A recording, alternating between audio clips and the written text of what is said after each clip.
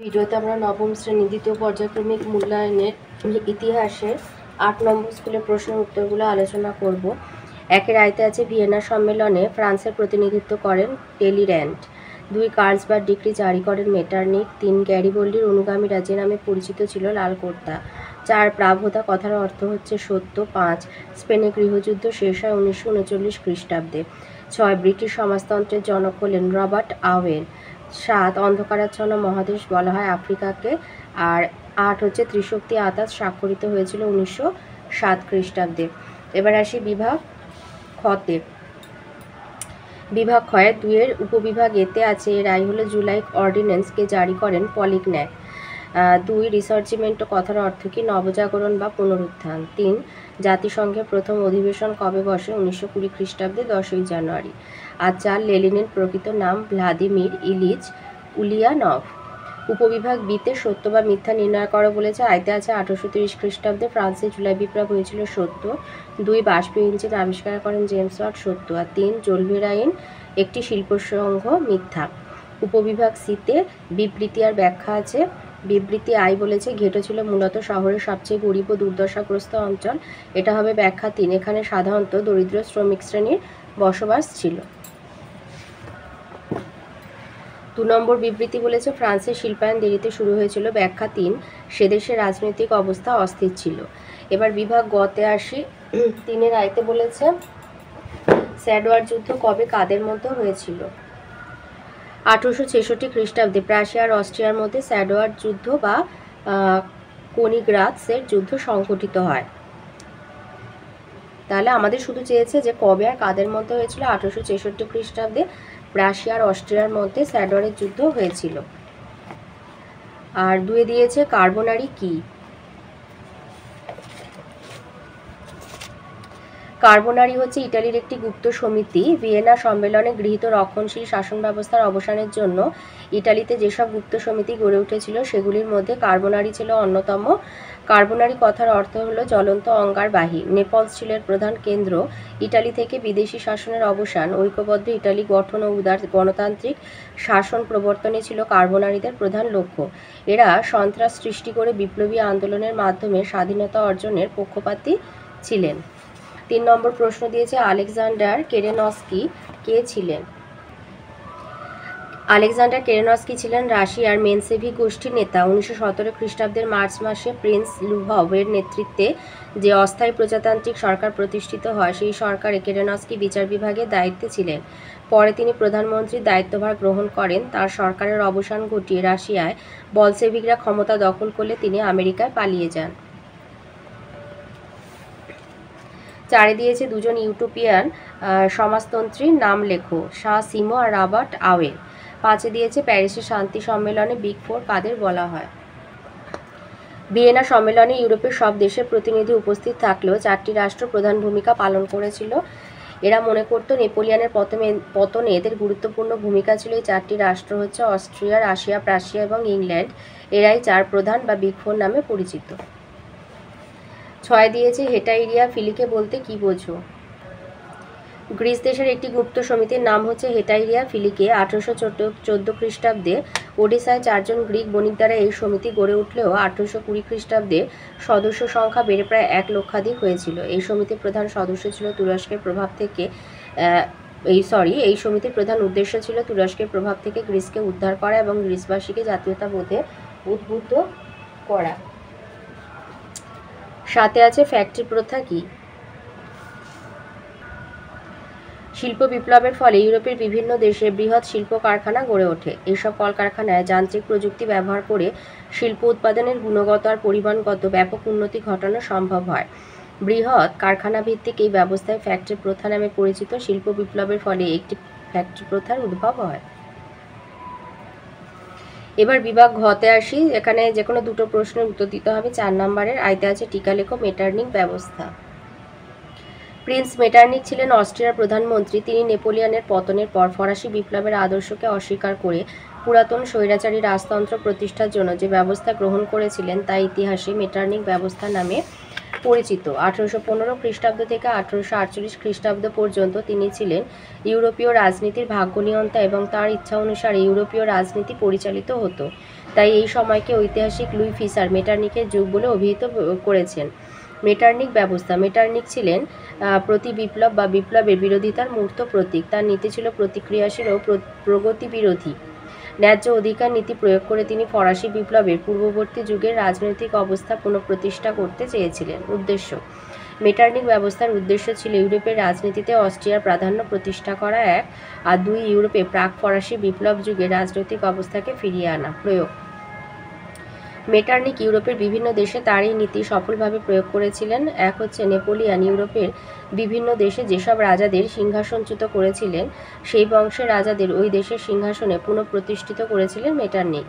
দুই, জার্মানি জাতীয়তাবাদকে ধ্বংস করার জন্য তিনি সে দেশে 1819 খ্রিস্টাব্দে কার্লসবাদ ডিক্রি জারি করে বিভিন্ন রাজনৈতিক দল ও সংবাদপত্রের কণ্ঠ রোধ করেছিলেন। তবে মেটার্নিখ ব্যবস্থা শেষ পর্যন্ত ব্যর্থ হয়েছিল। কারণ এক হচ্ছে তিনি পুরাতন রাজতন্ত্রকে সমর্থন করে ও প্রগতিশীলতার বিরোধিতা করে যুগবিরোধী কাজ করেছিলেন। দুই হচ্ছে তাছাড়া শিল্প বিপ্লবের ফলে ইউরোপে যে আর্থসামাজিক অবস্থার পরিবর্তন ঘটেছিল সেখানে পুরাতন রাজতন্ত্র ছিল সম্পূর্ণ বেমানান। এছাড়াও তার অদূরদর্শিতা ও ইংল্যান্ডের বিরোধিতা মেটার্নিখ ব্যবস্থাকে ধ্বংস করেছিল। 4 2 নম্বর প্রশ্ন বলেছে জাতিসংঘের ব্যর্থতার কারণগুলি লেখো। মার্কিন প্রেসিডেন্ট উড্রো উইলসন ঘোষিত 14 দফা শর্ত শেষ দফা শর্তানুসারে জাতিসংঘ প্রতিষ্ঠিত হয়েছিল। জাতিসংঘ কিছু কিছু ক্ষেত্রে সফল হলেও বিশ্ব শান্তি প্রতিষ্ঠা ও যুদ্ধ নিবারণে ব্যর্থ হয়েছিল। ব্যর্থতার কারণগুলিও এক হচ্ছে আমেরিকা সহ অনেক রাষ্ট্রের অনুপস্থিতি। বিশ্বের অন্যতম শক্তিধর রাষ্ট্র আমেরিকা জাতিসংঘের সদস্যপদ গ্রহণ করেনি। তাছাড়া জার্মানি, ইটালি, ল্যাটিন আমেরিকার অনেক রাষ্ট্র জাতিসংঘ ত্যাগ করেছিল এবং রাশিয়া বহিষ্কৃত হয়েছিল। দুই হচ্ছে সাংবিধানিক ত্রুটি। জাতিসংঘ শক্তিধর ইউরোপীয় রাষ্ট্রগুলির দ্বারা পরিচালিত হতো। প্রথম বিশ্বযুদ্ধে বিজয়ী রাষ্ট্রগুলি জাতিসংঘকে নিজেদের স্বার্থ রক্ষায় ব্যবহার করেছিল বলে পরাজিত রাষ্ট্রগুলি জাতিসংঘের বিরোধিতা করেছিল। এছাড়া আক্রমণকারী রাষ্ট্রের বিরুদ্ধে আর্থিক অবরোধ ছাড়া আর কোনো ব্যবস্থা গ্রহণ করা হয়নি। 3 হচ্ছে নিজস্ব সামরিক অভাব। নিজস্ব সামরিক বাহিনী ছিল না বলে জাতিসংঘ প্রয়োজনে সামরিক শক্তি প্রয়োগ করতে পারেনি।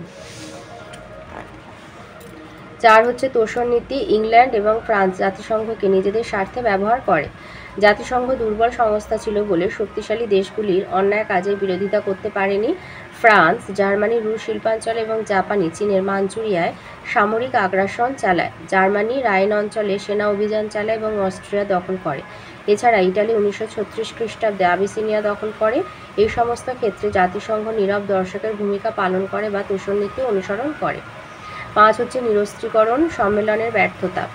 জাতিসংঘের উদ্যোগে জেনিভা শহরে নিরস্ত্রীকরণ সম্মেলন অনুষ্ঠিত হয়। এই সম্মেলনে ইটালি এবং জার্মানির অস্ত্র মজুতের পরিমাণের প্রশ্নে মতভেদ দেখা দেয়। ফলে হিটলারের নির্দেশে জার্মান প্রতিনিধি সম্মেলন ত্যাগ করেন এবং নিরস্ত্রীকরণ সম্মেলন ব্যর্থ হয়। ইউরোপীয় রাষ্ট্রগুলির পারস্পরিক স্বার্থ সংঘাত, নিরস্ত্রীকরণ সম্মেলনের ব্যর্থতা, জার্মানি এবং ইটালি সদস্যপদ ত্যাগ ও সর্বোপরি দ্বিতীয় বিশ্বযুদ্ধের সূচনা জাতিসংঘের পতনকে সম্পূর্ণ করেছিল। 4 3 নম্বর হচ্ছে জোসেফ ম্যাৎসিনি আর কাউন্ট ক্যাভুরের মধ্যে আদর্শগত পার্থক্য কী ছিল? ম্যাৎসিনি ইটালির মুক্তি আন্দোলনে প্রাণপুরুষ ছিলেন। ম্যাৎসিনি তার আদর্শ, দেশপ্রেম এবং আত্মত্যাগ ইটালিবাসীকে স্বদেশ চেতনায় উদ্বুদ্ধ করে। ক্যাভুর পিডমন্ট সার্ডিনিয়ার রাজা দ্বিতীয় ভিক্টর ইমানুয়েলের প্রধানমন্ত্রী ছিলেন কাউন্ট ক্যাভুর। অত্যন্ত দক্ষ, বুদ্ধিমান এবং দূরদৃষ্টি সম্পন্ন রাজনীতিবিদ, ক্যাভুরের লক্ষ্য ছিল পিডমন্ট রাজবংশের অধীনে সমগ্র ইটালিকে ঐক্যবদ্ধ করা।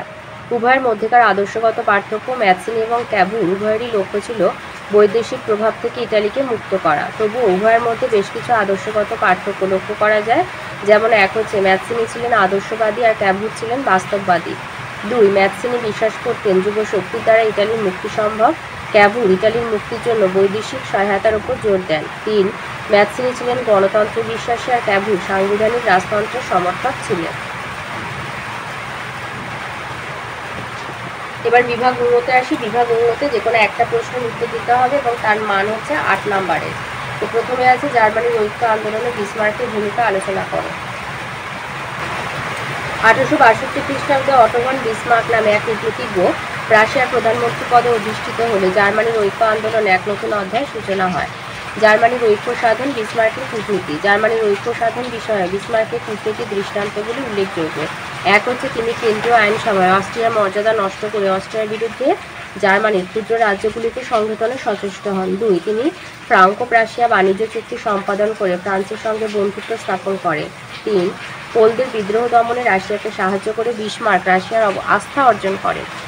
রক্ত লৌহ নীতি রক্ষণশীল রাজতন্ত্রের দৃঢ় সমর্থক বিসমার্ক মনে করতেন প্রাশিয়ার রাজতন্ত্রের অধীনেই জার্মানি ঐক্যবদ্ধ হবে, গণতান্ত্রিক পদ্ধতির উপর তার আস্থা ছিল না।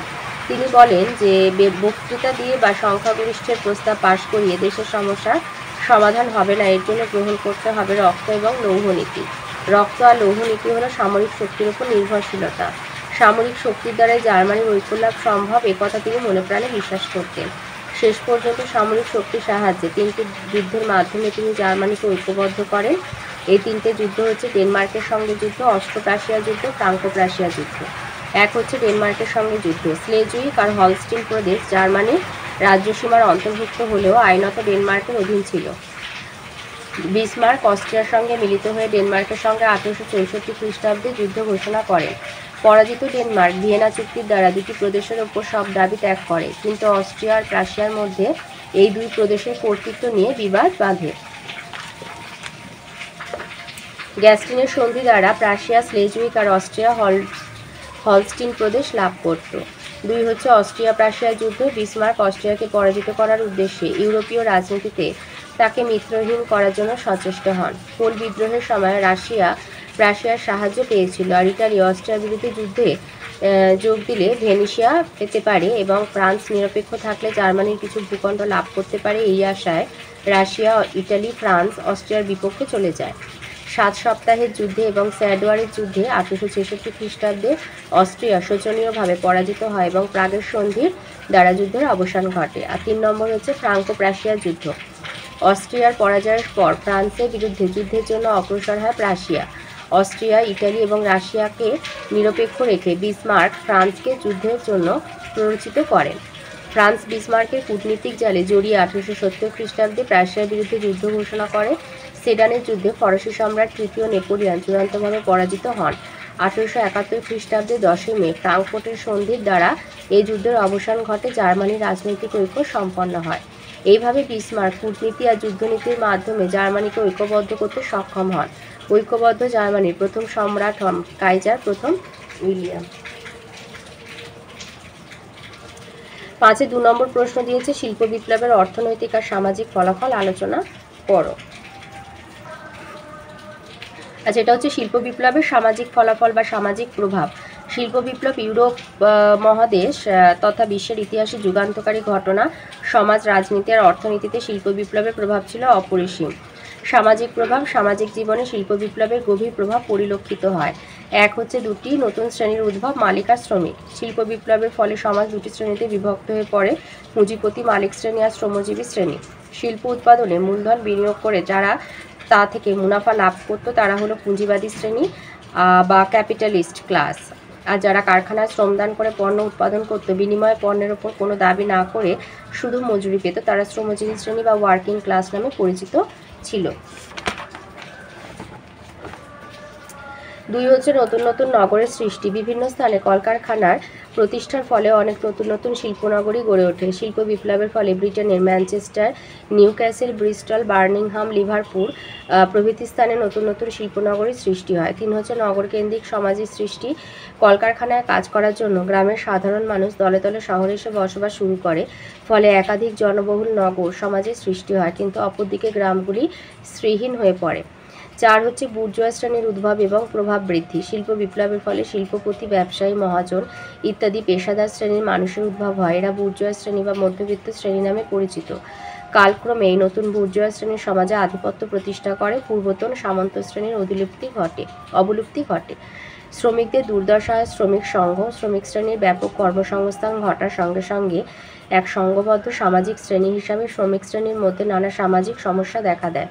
এই সমস্যার অন্তর্ভুক্ত ছিল খাদ্য, স্বাস্থ্য, শিক্ষা, বাসস্থান ইত্যাদি প্রায় সব কিছু। নারী আর শিশুদেরও বেশি করে উৎপাদনের সঙ্গে যুক্ত করা হয়। ফলে শ্রমিক শ্রেণীর সামাজিক অবস্থার উন্নয়নের জন্য শ্রমিক সংঘ গড়ে ওঠে আর শ্রমিক আন্দোলনের সূচনা হয়। এটা হচ্ছে সামাজিক প্রভাব। সামাজিকটা আগে বলে দিলাম, এরপরে আসছে অর্থনৈতিক প্রভাব। এই যে শিল্প বিপ্লবের অর্থনৈতিক প্রভাব। এক হচ্ছে পুঁজিবাদী অর্থনীতির উদ্ভব। শিল্প বিপ্লবের ফলে নতুন এক পুঁজিপতি শ্রেণীর উদ্ভব হয়। পুঁজিপতি শ্রেণী সমাজ ও রাজনীতিতে গুরুত্বপূর্ণ হয়ে ওঠে। দুই হচ্ছে যৌথ বাণিজ্যিক প্রতিষ্ঠানের উদ্ভব। পুঁজিপতিরা পণ্যদ্রব্য উৎপাদনের জন্য শিল্প কারখানায় প্রচুর মূলধন বিনিয়োগ করে। আবার অনেক ধনী ব্যক্তি একসঙ্গে একটি শিল্পে অর্থ বিনিয়োগ করার ফলে যৌথ বাণিজ্যিক প্রতিষ্ঠানের উদ্ভব হয়।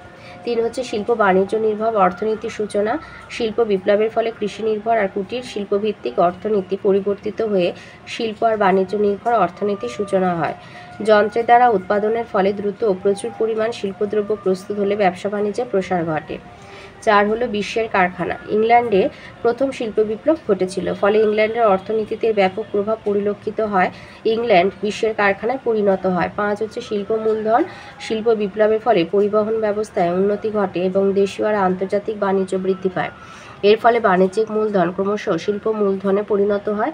এভাবে যৌথ বাণিজ্য প্রতিষ্ঠানের উদ্ভব হয়। ছয় হচ্ছে ফ্যাক্টরি প্রথা। শিল্প বিপ্লবের ফলে কাজের সন্ধানে এবং বেশি রোজগারের আশায় গ্রাম থেকে শ্রমিকরা ফ্যাক্টরিতে ভিড় করতে থাকে। ফ্যাক্টরিগুলিকে কেন্দ্র করে গড়ে ওঠে বড় বড় শিল্পাশ্রয়ী শহর। ফ্যাক্টরি প্রথার উদ্ভবের ফলে কুটির শিল্পগুলি ধ্বংস হয়। সাত হচ্ছে শ্রমের বিভাজন। শিল্প বিপ্লবের আগে একজন কারিগর একটি দ্রব্যের পুরো অংশটাই নিজে বানাতো, কিন্তু শিল্প বিপ্লবের দরুন উৎপাদন বৃদ্ধি পাওয়ার ফলে একটি দ্রব্যের বিভিন্ন অংশ বিভিন্ন কারিগরকে বানাতে দেওয়া হয়। আট হচ্ছে ঔপনিবেশিক প্রতিযোগিতা। শিল্প বিপ্লব উৎপাদন ব্যবস্থায় অভূতপূর্ব গতি সঞ্চার করেছিল। অতি অল্প সময়ে প্রচুর পরিমাণে শিল্পদ্রব্যের উৎপাদন হওয়ায় উদ্বৃত্তের পরিমাণও বৃদ্ধি পায়। ফলে অবশিষ্ট শিল্পদ্রব্য বিক্রির উদ্দেশ্যে অনুন্নত দেশ দখলের জন্য শিল্পোন্নত দেশগুলি প্রতিযোগিতায় অবতীর্ণ হয়। উপনিবেশগুলিকে তারা কাঁচামাল সংগ্রহ আর নিজ দেশে উৎপাদিত পণ্যদ্রব্য বিক্রয় বাজার হিসাবে শাসন করতে থাকে। 5-এ 3 নম্বর প্রশ্ন বলেছে উড্রো উইলসনের 14 দফা নীতির প্রেক্ষিত কী ছিল আর 14 দফা নীতিটা বর্ণনা করো। উড্রো উইলসন ছিলেন আমেরিকা যুক্তরাষ্ট্রের 28তম রাষ্ট্রপতি। তিনি 1918 খ্রিস্টাব্দের 8ই জানুয়ারি বিশ্ব শান্তি প্রতিষ্ঠার উদ্দেশ্যে তার বিখ্যাত 14 দফা নীতি ঘোষণা করেন। উদ্দেশ্য তারই 14 দফা নীতির প্রেক্ষাপট রচিত হয়েছিল নিম্নলিখিত কারণে। এক হচ্ছে যুদ্ধের বিশ্বব্যাপী প্রসার। বিশ্বযুদ্ধ ইউরোপ অতিক্রম করে পশ্চিম এশিয়া, উত্তর আফ্রিকা, আটলান্টিক ও প্রশান্ত মহাসাগর অঞ্চলে প্রসারিত হয়েছিল। ফলে যুদ্ধের নৃশংসতার ব্যাপকতা বিশ্বজনীন মাত্রা নেয়। এই প্রেক্ষিতে আন্তর্জাতিক স্তরে বিশ্ব নিরাপত্তা আর শান্তির দাবি জোরদার হয়ে ওঠে। 2 হচ্ছে যুদ্ধে মার্কিন যুক্তরাষ্ট্রের যোগদান। জার্মানির অবরোধ নীতি আর ডুবোজাহাজ ব্যবহারের ব্যাপকতার কারণে মার্কিন যুক্তরাষ্ট্র প্রথম বিশ্বযুদ্ধে যোগদান করেছিল। রাষ্ট্রপতি উড্রো উইলসন মানবাধিকার এবং গণতন্ত্র রক্ষার আদর্শ সহ বিশ্ব নিরাপত্তা বিধানের আদর্শ ঘোষণা করেছিল 1917 খ্রিস্টাব্দের 2 এপ্রিল। উড্রো উইলসনের 14 দফা নীতি হচ্ছে উড্রো উইলসন কর্তৃক ঘোষিত 14 দফা নীতির শর্ত। এক হচ্ছে আন্তর্জাতিক ক্ষেত্রে গোপন চুক্তি ত্যাগ করে প্রকাশ্য আলোচনার মাধ্যমে শান্তি চুক্তি প্রণয়ন করতে হবে। 2 প্রত্যেক দেশের সমুদ্রের উপকূল অংশ ছাড়া বাকি অংশ যুদ্ধ বা শান্তির সময় সবার জন্য উন্মুক্ত থাকবে। 3 আন্তর্জাতিক বাণিজ্য বৃদ্ধি করতে হবে। 4 প্রত্যেক দেশের অভ্যন্তরীণ নিরাপত্তার প্রয়োজন ছাড়া বাকি অস্ত্রশস্ত্র হ্রাস করতে হবে। 5 কোনো দেশের ঔপনিবেশিক অধিকার পুনর্বিবেচনার সময় ওই দেশের জনগণের স্বার্থের কথা বিবেচনা করতে হবে। 6 রাশিয়া থেকে বিদেশি সৈন্য সরিয়ে নিতে হবে এবং রাশিয়াকে তার অধিকৃত অঞ্চল ফিরিয়ে দিতে হবে। 7 বেলজিয়ামের স্বাধীনতা ফিরিয়ে দিতে হবে। 8 আলসাস ও লোরেন প্রদেশ দুটি ফ্রান্সকে ফিরিয়ে দিতে হবে। 9 জাতীয়তার ভিত্তিতে ইটালির সীমানা নির্ধারণ করতে হবে। 10 অস্ট্রিয়া হাঙ্গেরি সাম্রাজ্যের অধিবাসীদের স্বায়ত্তশাসন দিতে হবে। 11 রোমানিয়া, সার্বিয়া, মন্টিনিগ্রো প্রভৃতি বলকান দেশগুলি পুনর্গঠন করতে হবে। 12 তুর্কি সাম্রাজ্যভুক্ত অতুর্কি জাতিগুলিকে স্বায়ত্তশাসন দিতে হবে। 13 স্বাধীন পোল্যান্ড রাষ্ট্র গঠন করতে হবে। 14 বিশ্ব শান্তি আর নিরাপত্তা প্রতিষ্ঠার জন্য একটি আন্তর্জাতিক সংস্থা গঠন করতে হবে। মূল্যায়ন। বিখ্যাত 14 দফা নীতির সঙ্গে মার্কিন রাষ্ট্রপতি উড্রো উইলসনের নাম জড়িত থাকলেও তিনি এই নীতির উদ্ভাবক ছিলেন না। ইংরেজ সেনাপতি জেনারেল স্মার্ট এবং লর্ড ফিলিমোর এই নীতির উদ্ভাবক ছিলেন। উইলসন তা গ্রহণ করে ব্যাপক মাত্রায় প্রচার করেন। এই নীতি পরাভূত জাতিগোষ্ঠীর আত্মনিয়ন্ত্রণের অধিকার প্রতিষ্ঠার কথা বলে।